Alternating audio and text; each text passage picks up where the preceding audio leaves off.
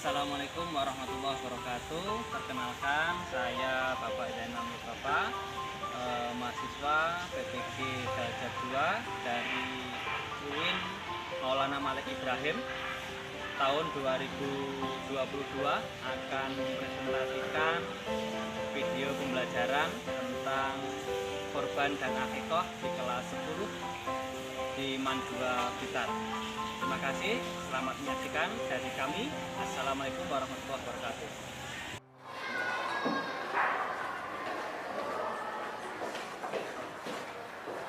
Assalamualaikum warahmatullahi wabarakatuh.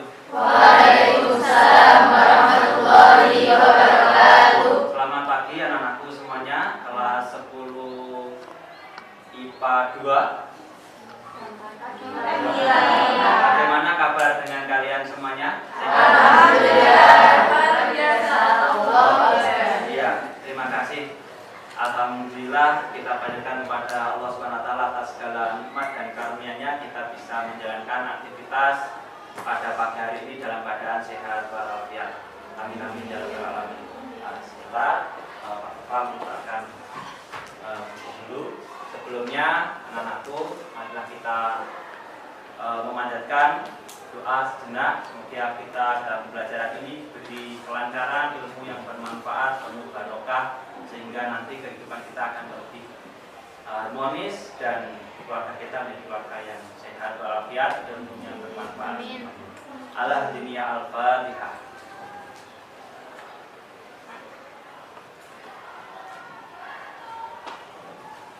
Alhamdulillahirobbilalamin. Anak-anakku, mari kita sejenak sebelum materi kita laksanakan. Pak Tova mau mengabsen dulu untuk kalian semuanya. Hari ini ada yang tidak masuk? Ada. Atas nama siapa? Balkis. Kemana? Sakit. Balkis sakit. Terus yang lainnya ada yang ingin lagi? Faiz kemana Faiz? Oh Karis, Karis kemana? Sakit juga, berarti dua anak yang sakit ya. Saya panggil untuk kelas 10 IPA 2 atas nama Adinda Lutfi Ulul Hasanah Hadiro, Adinia Alvina Hadiroh. Anna Oktaviana Arifa Awanda Balkis oh sakit Bustanian Khairul Mukti Dea Maulidia Dita Rosalinda Eka Dia Ilma Iqbal Kamila Putri Rahmadani Restu Ledis Rida Rifda Rosida izin, oh ya, gak apa-apa. Yuliana Wijayanti. Dari kesekian anak yang tidak hadir 2 karena sakit, yang 1 izin ya. Mari kita bahas sejenak tentang materi kita. Hari ini kita akan membahas tentang korban dan akikoh. Bahwasanya korban dan akikoh ini memiliki pengertian hampir sama, tapi masih banyak perbedaannya. Sebelumnya tentu saya ingin kalian berargumen mengenai tentang korban maupun akikoh. Siapa di antara kalian dulu kan pernah duduk di bangku SMP atau MTS ya? Ya, bahkan di MTS kelas 9 itu materinya tentang korban dan akikoh. Tentunya saya bertanya, apa yang dinamakan dengan korban? Siapa tahu? Ya silahkan angkat tangan. Ya. Apa itu korban? Masih ingat nggak? Masih. Korban yaitu, ayo angkat tangan. Ya. Menurut syariat, kurban berarti hewan yang disembelih dengan niat beribadah untuk mendekatkan diri kepada Allah Subhanahu wa taala dengan syarat jarak dan waktu tertentu. Ya. Itu tadi temanmu sudah menjawab. Ayo yang lainnya. Apa yang dinamakan dengan akikoh? Ayo silakan karena ini Pak Tova hanya flashback saja. Dulu masih ingat nggak sampai sekarang? Akikoh itu apa? Ya, silakan. Belakang, angkat tangan. Ya. Akikah adalah pengorbanan hewan dalam syariat Islam sebagai bentuk rasa syukur umat Islam terhadap Allah Subhanahu wa taala mengenai bayi yang dilahirkan. Hukum akikah menurut pendapat yang paling kuat adalah sunnah muakkad. Dan ini adalah pendapat jumhur ulama menurut hadis. Iya, terima kasih. Beri tepuk tangan yang sudah menjawab.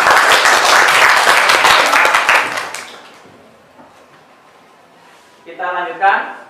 Ini tadi kita mengulas kembali. Kita akan melanjutkan pada materi yang saat ini, okay? Tentang korban dan akikoh. Tentunya kita akan membahas di sini. Beda konsepnya, maaf, tulisannya agak kecil ya. Tapi bukan berarti kita lengah dalam memahami sesuatu. Walaupun bentuknya seperti ini, penting pemahaman kita luas sekali, ya. Untuk korban di sini dibagi.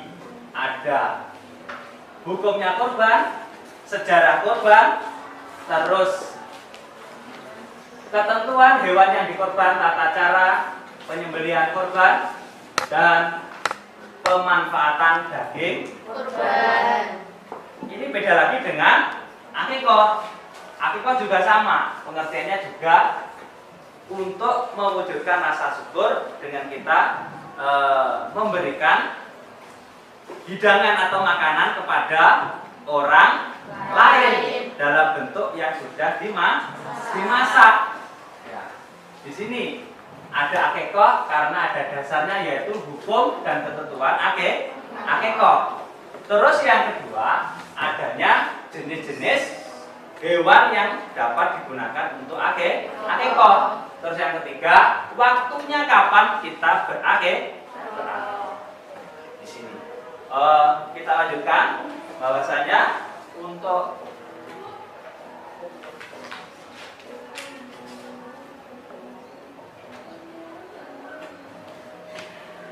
maaf ya. Kita ke arah korban. Korban di sini dasarnya yaitu terdapat dalam surat Al-Kautsar ayat 1 sampai dengan 2 yang bunyinya, ayo, Bismillahirrahmanirrahim. Inna a'tainaka al-kautsar fasholli li rabbika wanhar. Inna Sani'aka huwal abtar. Ya, terima kasih disebutkan sampai 3 komplit ya, nggak apa-apa. Coba artinya, silahkan yang tahu. Ya. Sungguh kami telah memberimu Muhammad hikmat yang banyak. Ya. Yang kedua, Maka laksanakanlah sholat karena Tuhanmu dan berkorbanlah sebagai ibadah dan mendekatkan diri kepada Allah sebagai ulama. iya. Bahwasanya korban ini adalah perintah. Bahkan setiap tahun pun kalau kita mampu untuk berkorban maka laksanakan. Hukumnya adalah sunnah muakkad, yaitu sunnah yang dianjurkan bagi yang mampu untuk menjalani kurban. Dan waktunya juga ditentukan. Waktunya kurban itu ditentukan yaitu pada bulan Dzulhijjah atau bulan ke-12 dalam bulan Islam. Masih ingat bulan Islam itu apa saja? Muharram, Shawwal, Rabiul Awal, Rabiul Akhir, Jumadil Awal, Jumadil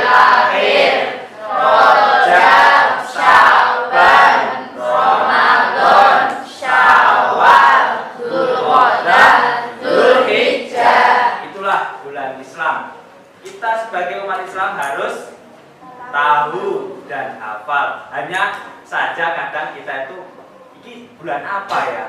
Ya, kadang kita tahunya Januari sampai Desember. Tapi ingat, kita orang Islam harusnya tahu kalender tentang bulan Islam. Terus dari pengertian korban, korban itu adalah mewujudkan kita peristiwa yang dialami oleh Nabi Ibrahim sebagai rasa patuh, tunduk, takwa terhadap perintah Allah Subhanahu wa taala. Sebagai ujian, dia harus mengorbankan putranya, yaitu Nabi Ismail. Akhirnya Nabi Ibrahim dan Ismail sepakat untuk melaksanakan perintah Allah. Saat perintah ini baru dijalankan, ada yang menggoda, yaitu iblis ataupun setan atau jin yang menganggap bahwasanya Nabi Ibrahim ini keterlaluan terhadap putranya. Apa kamu enggak merasa bersalah ketika nanti anakmu mati? Begitu juga rayuan-rayuan itu sampai akhirnya apa?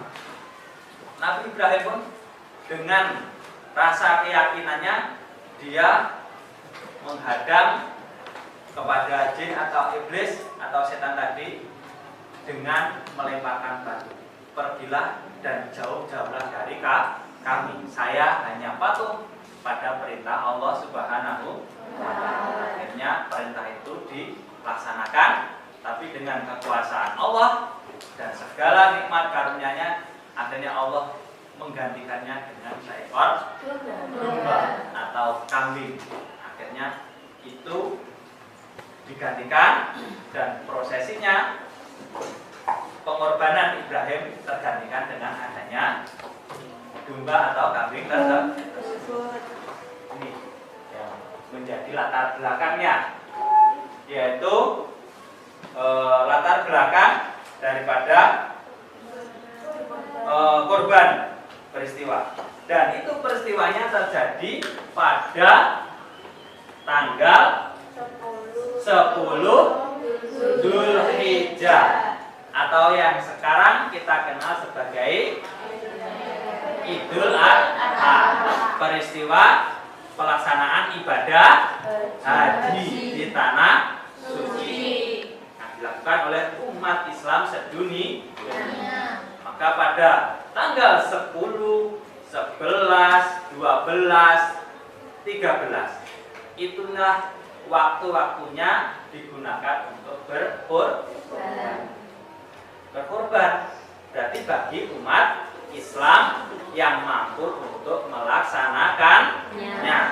Bahkan di bulan haji, bagi orang yang berhaji yang kena dam atau dari denda pelaksanaan ibadah haji yang istilahnya kewajibannya ada yang tertinggal, maka dia harus menggantinya dengan dam, yaitu apa? Melakukan korban dengan menyembelih seekor domba atau bisa bergabung dengan menyembelih binatang unta. Nah, di sini kita lanjutkan. Maaf, Pak Topan tadi nggak bawa apa itu pointer, jadi saya Pak Topan manual.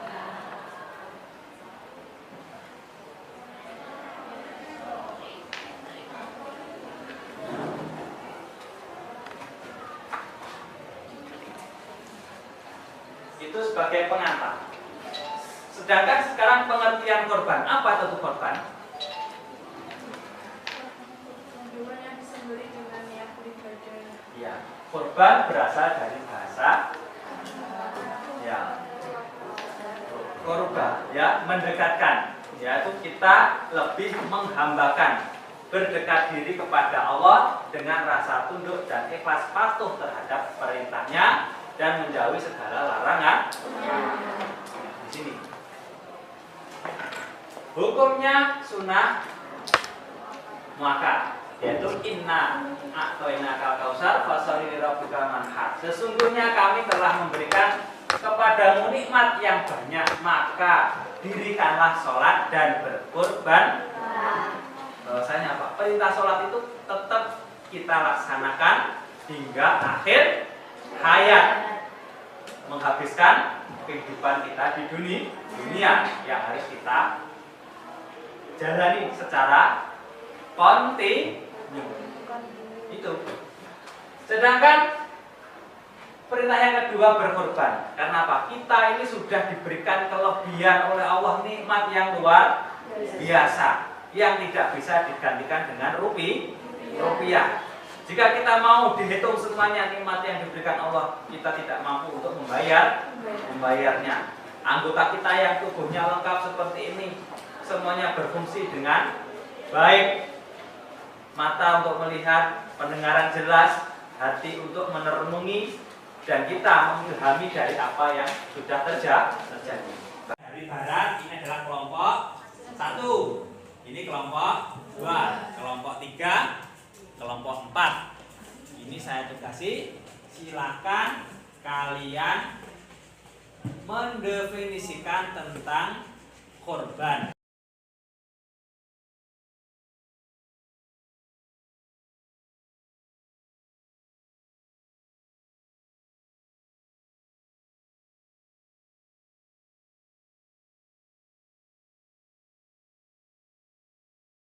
Kemudian ketentuan hewan kurban sesuai dengan Al-Quran surah Al-Hajj ayat 3. Hewan yang dimaksud adalah unta, sapi, kerbau, dan kambing atau domba. Adapun hewan-hewan tersebut dapat dijadikan hewan kurban dengan syarat telah umur dan tidak cacat.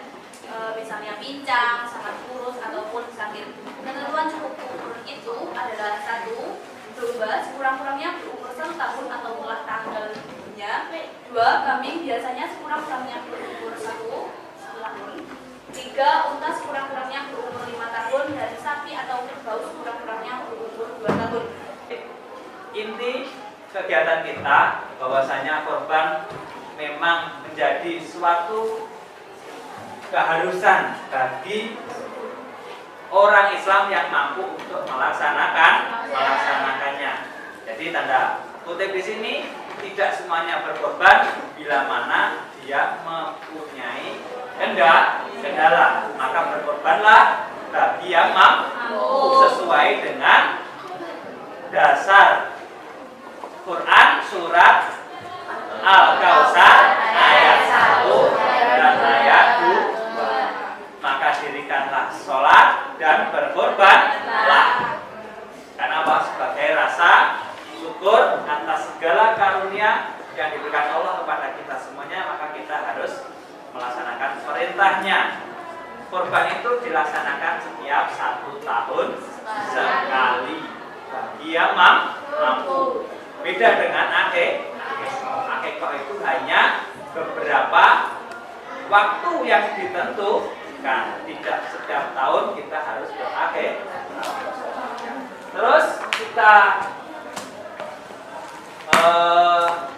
simpulkan bahwasanya berkorban ini ditentukan waktunya, yaitu pada bulan Dzulhijjah tanggal 10, 11, 12, 13 Dzulhijjah baru pelaksanaan korban ini dikerjakan. Setelah itu tidak tanggal yang disesuaikan dengan bulan Dzulhijjah, sama saja dianggap seperti penyembelihan hewan biasa.